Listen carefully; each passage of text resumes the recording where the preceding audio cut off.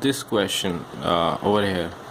This question came for 4 marks from group theory, and this is one hell of a question because it does test all your concepts. Okay, and this video might be long, but trust me, once you are done with this question, most of your concepts will be clear about group theory. Okay, so let us begin.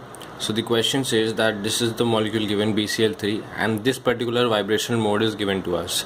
So here there's a negative sign, that means that the boron is going inside the plane and these 3 chlorines are coming out of the plane. So this is the particular vibrational mode that has been given, and the question says that out of these 4 given options, which one correctly represents this vibrational mode and its IR or Raman activity.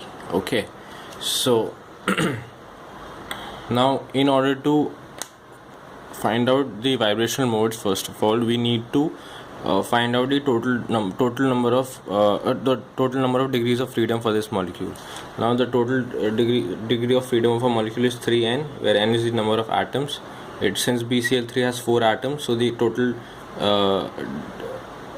degree of freedom for this molecule is 4 into 3, 12, right? Okay, so now we know there are 12 degrees of freedom. So now we need to calculate the vibrational, translational and rotational, and then from that subtract rotational and translational in order to arrive at the number of vibrational modes. So let us begin with the concept. So let us write down first the operations that have been given. So there is E, okay, in the character table for BCl3 or D3H molecule, then 2C3, okay, then is C2 and 3C2, okay, sigma H, then we have 2S3 and 3 sigma V. Okay, so these are the operations that have been given to us. Okay, yeah. So now what we do is we first of all calculate the unshifted atoms. Again, I repeat, unshifted atoms. So I'll just write down BCl3 over here and then clear your concepts. BCl3. Now BCl3 is a planar molecule because it's sp2 hybridized. Okay, so if we apply identity operator on BCl3, so how many atoms are moving? None, because identity is nothing but the molecule itself. So we can write over here 4 unshifted atoms. Then we come on to C3. Okay, now C3, this is not to the power, this is 2C3, like that. Okay, anyway, so if we are operating C3, now to operate C3 we can do it along this axis. We keep the mastic over here and rotate it by 120 degree, and on the rotating it by 120 degree, so these all 3 chlorines are at an angle of 120. So if we keep the matchstick over here, this, and imagine this to be the principal axis, and rotate it by 120 degree, then we'll get the same molecule itself. But these chlorines will be shifted because this chlorine will come over here, this chlorine will come over here, and similarly this chlorine will shift over here. So the boron is not shifting, but all the 3 chlorines are shifting. So we can write total number of unshifted atoms as 3. Okay. Then we come on to C2. In C2, what we can do is we can take this axis like that and rotate it by 180. Now it might not be clear over here, but in a 3D structure, if you see, these chlorines are at an angle of 120, and if you put an axis like this, one passing from boron and the other passing from chlorine, and then rotate this thing by 180 degree, this chlorine will actually come over here. Okay, it might not be clear in the picture, but this in reality happens. Okay, so our axis is passing through one of the borons and one of the chlorines, and then if we rotate it by 180, we'll get the same we'll get the same molecule. Okay, and because now the axis is passing from boron and chlorine, so the boron and chlorine will remain unshifted. So we have 2 unshifted atoms. Okay, now coming on to the sigma H plane. Now sigma H plane, like is perpendicular to the principal axis. So if this is our principal axis, this is a C3 axis and hence the principal axis, and if we want to calculate, this is okay, and if we want to find a plane perpendicular to it, so a plane perpendicular to it will be like this, right? So this is nothing but the molecular plane. So our sigma h plane is the molecular plane, and if we reflect in a molecular plane, then the unshifted atoms are 4, because none of the atoms has moved from its place, because we are cutting it in the molecular plane. Okay, then coming on to S3. S3 is the improper rotation, that is rotation followed by reflection. Okay, so it's S3, so C3 rotation followed by reflection along a axis perpendicular to it. Okay, so again this is nothing but C3 after sigma h. So what we have is, we rotated first by C3. So like I said, we rotated by C3, so the boron remains unshifted, and these 3 chlorines are shifted by 120 degree. So we have 3 unshifted atoms.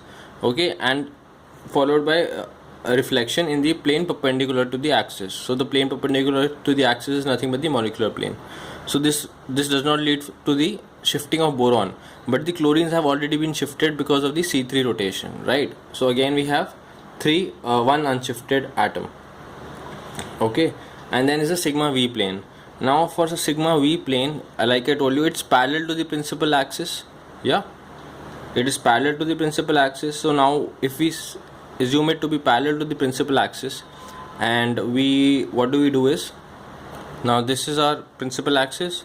Now we need a plane such that which is parallel to the principal axis and which leads to equal reflection on both the sides. So if we cut a plane like this, so like that, like this, okay, from the plane is passing from boron and chlorine, okay, and we're cutting it like this. So this is parallel to the principal axis, and these chlorines are getting reflected. This chlorine is getting reflected over here, and this chlorine is getting reflected over here. So we have 2 unshifted atoms, because this boron and chlorine are not getting shifted because the plane is passing through both of them.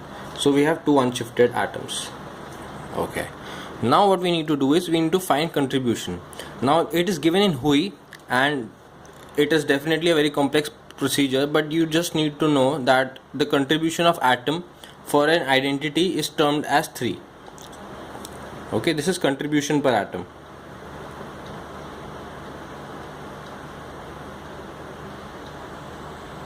Now the unshifted atoms you need to calculate with the help of what I just taught you guys, but this contribution per atom is constant for each and every character table or each and every compound, element, anything. This is characteristic of any compound or element or character table. Okay, so the contribution per atom for identity is 3, and for rotation it is given by a formula 2 cos theta plus 1.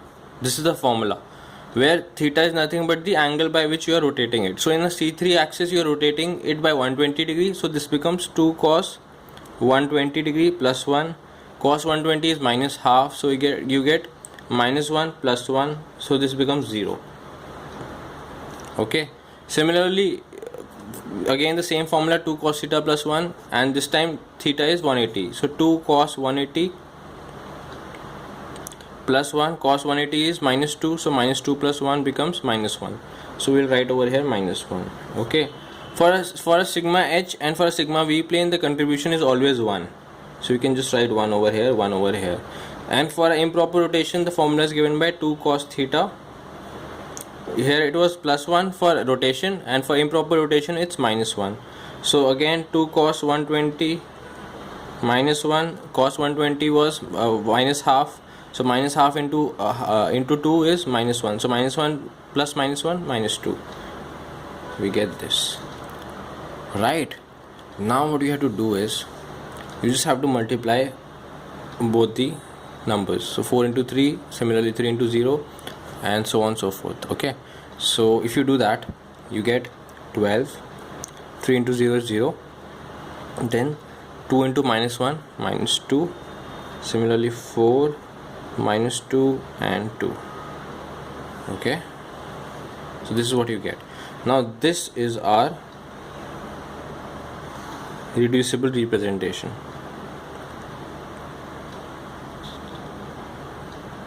Reducible representation. Now we need to convert this reducible representation into the irreducible representations. Okay, and how do we do that is now first of all, how do you know whether it's a reducible representation or irreducible representation? Now, like we know, this was identity, right? Sorry, this was operation E, and under the operation E, if you see that the character is 12. Okay, so if the character is 12 under E, so what you do is you square this number. So the square of 12 is what? 144. Now if this value, that is square of identity, the E operator comes out to be greater than the order of the group, then we say that the representation is reducible. Now what I mean by order is basically nothing but the sum of all the operations along with their coefficients. So this is 1 and C3 is 1 again, but it has a coefficient of 2. So 1 plus 2 3 plus 3 6 plus 1 7 plus 2 9 plus 3 12. So the order of this particular character table is 12, and the square of the term under E is coming out to be 144. That means it is a reducible representation. Had this been equal or lesser than the order of the group, then we could have said it is a irreducible representation. Okay, and what is the difference between order and class? So in a class we only calculate the number of operators.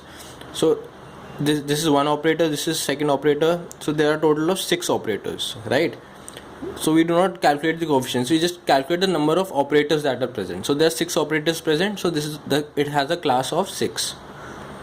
But the order of this particular character table is 12, because in order we calculate the operators into the coefficient as well. Okay, so we are done with this. Now we need to convert this reducible representation into a irreducible representation. Right, so I have written down on a fresh page. And how do you now find out the irreducible representations of the given reducible representation? Now if you see here, what we have is the character table. Now to calculate, now first of all look at the options. We are given options as A2 dash, E dash, A1 dash, A2 double dash, right? So what we do is we need to calculate the irreducible representation. Now this is a very not a tough task, but it's very lengthy task. How do you do that is, what you do is you multiply. So first of all you want to see whether A1 belongs to this particular reducible representation. Okay, now the way to do that is, first of all, if you want to see that A1 belongs to the particular reducible representation or not, right? So what you do is multiply 1 into the coefficient of the operator. So over here the E operator, the coefficient is just 1, so you just multiply 1 into 1, okay, into the contribution per atom. So into the reducible representations coefficient. So we found out that it was 1, right? So what we do is, I'll just keep it over here so that you can see both. So now we write it for A1, we write it 1 into 12, okay, plus, just follow me right now and I'll explain it to you later what I'm doing, right? So for C3 again, the character is 1 in the character table into the coefficient, that is 2, right, into 0, because here the character is 0 in the reducible representation, so you can multiply it by 0, so this term will become 0. Okay, then what we do is we add another. So again here the character is 1, so we write down 1 into the coefficient, that is 3, into the character over here which is -2, so into -2. Okay, then we have plus. Now we go for sigma h again 1, and the coefficient is also 1, into the character over here, that's 4, plus again 1, coefficient of improper rotation 2, into the character under the reducible representation, that is -2, again plus the last one, 1 into coefficient 3 into the character under the reducible representation 2. Now what you do is calculate the sum. So this comes out to be 12 plus 0 plus of -6 plus 4 plus of -4 plus 6. So 6 and 6 gets cancelled, 4 and 4 gets cancelled. Okay, so the total comes out to be 12, right? So the total comes out to be 12. Okay, so now you got 12, and now what you do is divide by order of the character table. Now, like I told you, the order is what? The sum of all the terms, operators and their coefficients. So 1 plus 3, 1 plus 2 3, plus 3 6, plus 1 7, plus 2 9, plus 3 12. So this comes out to be 12. So 12 by 12 becomes 1. So that means this a1 dash a1. Okay, first of all, over here it's not written over here prime, but in the options it's given a1 prime, so don't get confused. This can also be written as a1 prime, because you can look at my molecular term symbols video, where I have told you that if the sigma H plane is present in a molecule, then it is denoted by prime. Okay, and if it's -1 over here, it's denoted by double prime, like in this case. Okay, so just remember that. So a1 or a1 prime, it's the same thing. So since the value came out to be 1, so 1 a1 prime belongs to this reducible representation. Okay, now similarly, in this same fashion, you need to calculate all the terms. You need to calculate the whether they belong to the reducible representation and not. Okay, so I am not going to show you in this video. This is very easy to calculate. You just have to multiply everything and divide by 12. And if in case you divide by 12, okay, and the in the sum, or if you divide, if the total sum comes out to be 0, that means that particular, so first of all, it will never come in fractions. It will always come in integers, positive integers, or it will come out to be 0. So if the like here, over here I have calculated and comes out to be 1, so that means it belongs one reducible sorry, if here it comes out to be 1, then that means that this particular symbol belongs to the reducible representation. That is, this reducible representation belongs to the reducible representation into 1. That means only one time. Okay, it can come out to be 2 3 4 also. So that means 3 reducible representations of this form will come out to be equal to this, will be a part of this reducible representation. And if it comes out to be 0, then that means it does not belong to this reducible representation. Okay, now if you calculate in this fashion, the answer will come out to be, so this is how that particular reducible representation given over here can be written as. So this reducible representation can be written of the form of a1 dash plus a2 dash plus 3e dash plus 2a2 double dash plus e double dash, and now this whole value is the total number of degrees of freedom. Now from this we need to subtract the degrees of rotation. Okay, so let's calculate the degrees of rotation. Tau, so I have written this as tau rot. Okay, yeah. Okay, so for calculating rotation, what you need to do is you look at the character table, and in the first column after the sigma v, you see rz. Over here you see rx ry. Okay, so this is nothing but rotation. So that means a2 prime or a2 representation is giving us rotation. Similarly, e double dash is also giving us rotation. Now you see this rotation along rx and ry. So that is because, like I told you, e is a doubly generate symbol, right? Because under identity it is a 2-degree matrix. So that is why it is having rx and ry. So you will consider this to be equal to 1 only. Over here you will consider this to be 1 because it is a single degree matrix over here, but here it's doubly degenerate. So that is why it is having 2 modes of rotation, which will be subtracted as 1 only. Okay, so what we have over here is tau rotation is equal to, so we have, like I told you, a2, we'll subtract a2, so we'll subtract a2 prime. Similarly, we'll also subtract e double prime for rotation. Okay, so now what we get is this will come out to be a1 prime. So a2 prime is lost in rotation. Then we have 3e prime and 2a2 double prime, and again e double prime is also lost. So we have this term. So rotation we have cancelled out. Okay, now let's see what we need for vibration. Sorry, now we'll do for translation. So for translation, again we'll come on to the character table, and for translation you see we have, so translation is given by a single number, like over here it's z. Okay, so this is translation. Over here again e dash, it's xy, so xy is also given by translation.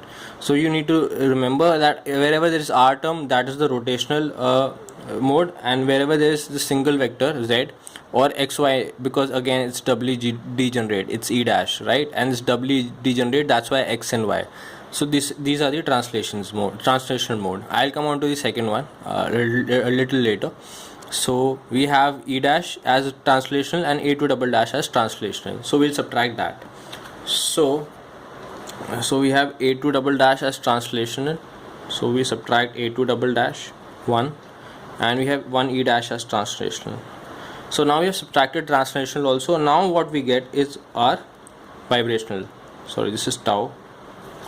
So tau vibe is now equal to a1 dash plus 2 e dash plus a2 double dash.